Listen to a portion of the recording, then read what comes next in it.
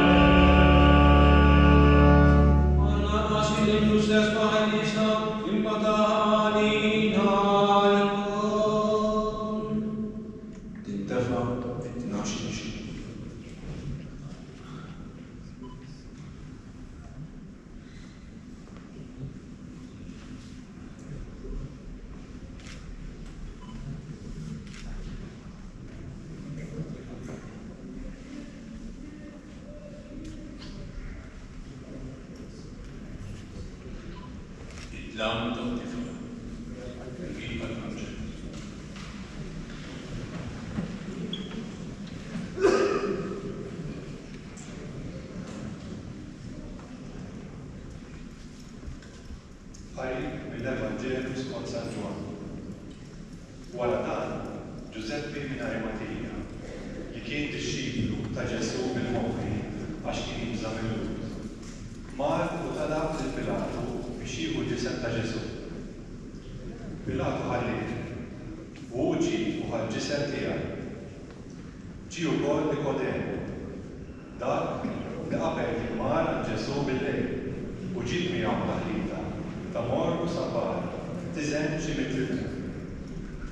Dawn it-tnejn ħarbu l-ġisem ta' Ġesu u kebbgħuh bil-faxex tal-għażel il-fwejl, kif soltu jagħmlu l-lut qabel id-difna.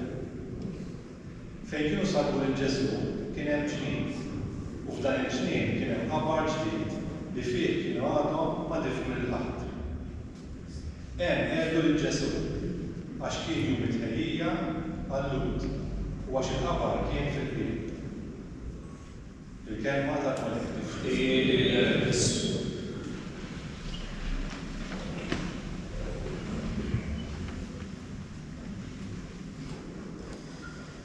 Għad-difna tal-Imgħallem ħasbu tnejn min-nies tat-tajjeb, Giuseppe minn Arimatea u Nikodemu.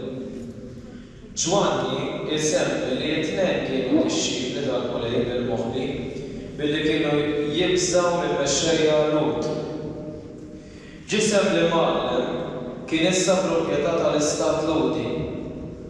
Biex jindifel kien hemm bżonn tal-permess tal-Istat jew aħjar tal-Gvernatur tal-ġurnata. Giuseppe mar għand Pilatu u talbu il-permess li jidfen lill-Imgħallem. Pilatu taħel tal-permess. Naturalment, għamet il-kwistjoni ta' fejn ser jidfnuh. Wieħed jifhem li ħadd ma kellu qabbar lest tal-Imgħallem imħaffer minn qabel. Imma xi ħadd kien ħaffer qabbar għalih innifsu. Ħaffru fil-ġnien imma ma żansnux għax kien għadu ma mietx. Fis-silta ma jissemmix min kien dan l-individwu. Lanqas kienx huwa li joffra l-qabbar tal-Imgħallem. Mid-dera kienx id-disċiplu li fiċ-ċirkostanzi joffra l-qabbar tiegħu innifsu biex jindifhem l-Imgħallem għax kien sar il-ħin. Waħda mir-raġunijiet għal din l-għaġla kienet il-bżonn li jfittex jindifhem hu u l-imsarrin l-oħrajn billi kien wasal is-sibt festa solenni u xejn ta' nies misluba ma kellhomx jidhru. Wieħed jifhem li Ġwanni ħaħsib jirrakkonta d-difna tal-Imgħallem.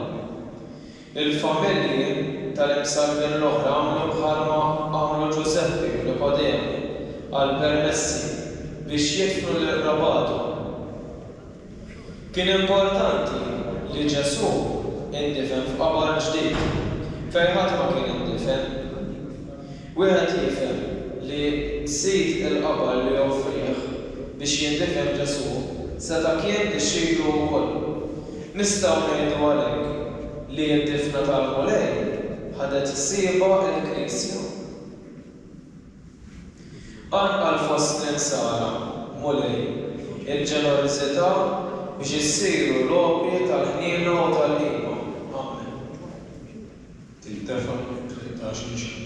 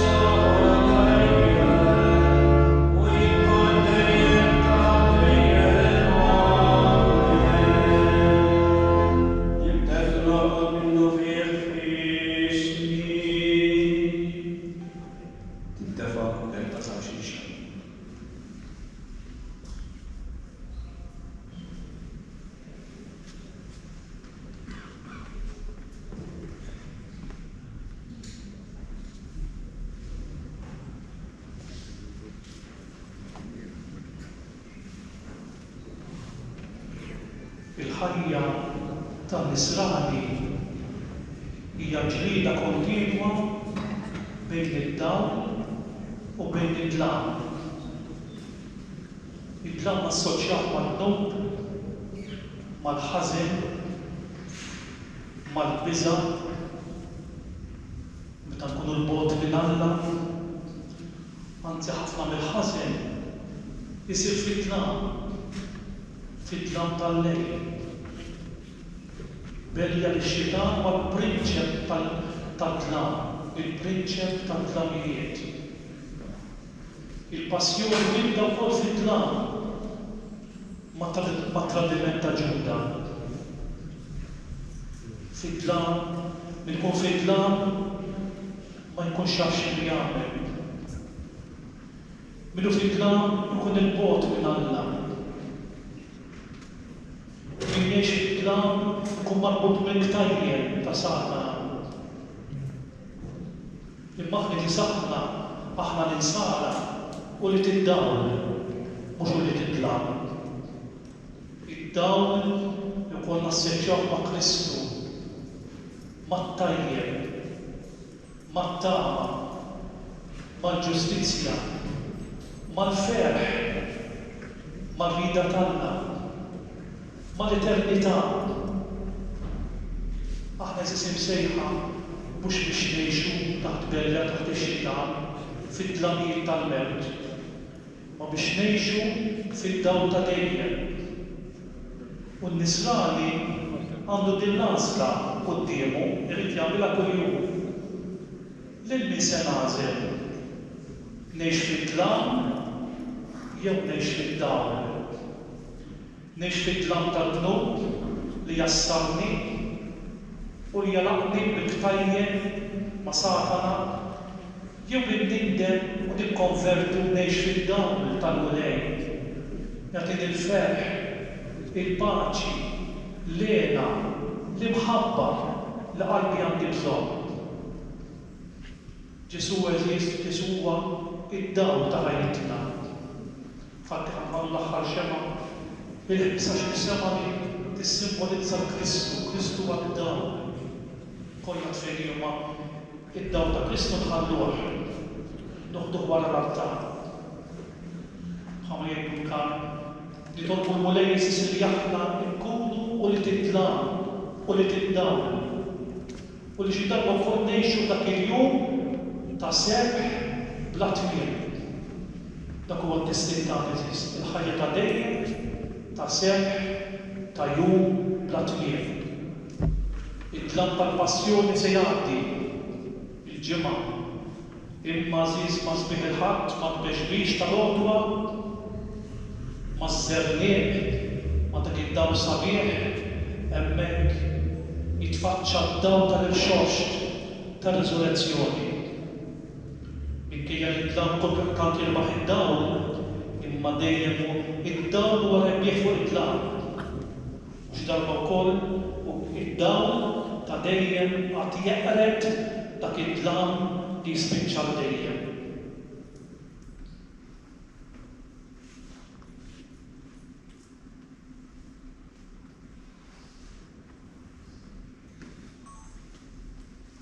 U Alla nitolbuk għal il-familja miġbura li għalija il-Mulej Ġesu Kristu kien lesti ġib tradut, moti fidel midimbi u jibgħat il-mewt tas-salim.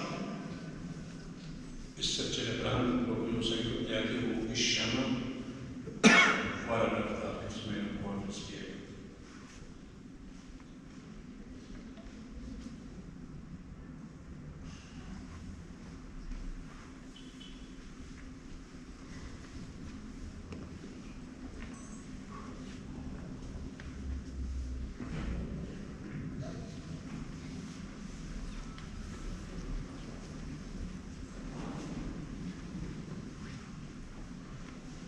Issa jsir il-ħoss tat-terremot.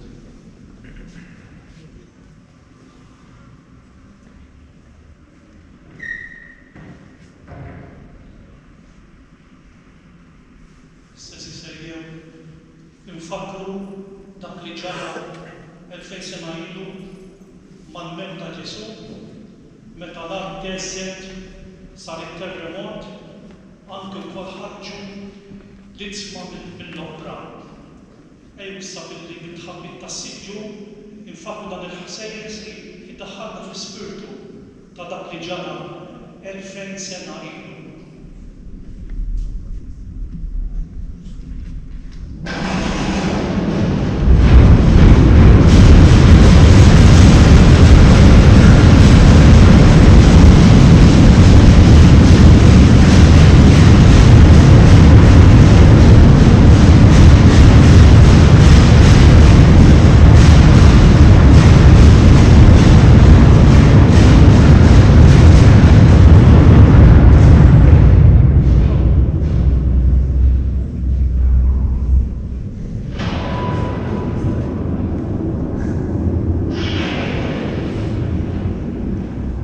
Alla isejbilkom mid-dlam għad-dawn tiegħu tal-aġel, isaffilkom minn kull tinġis li xeħħel milli tibdu bil-glorja tiegħu. Amen.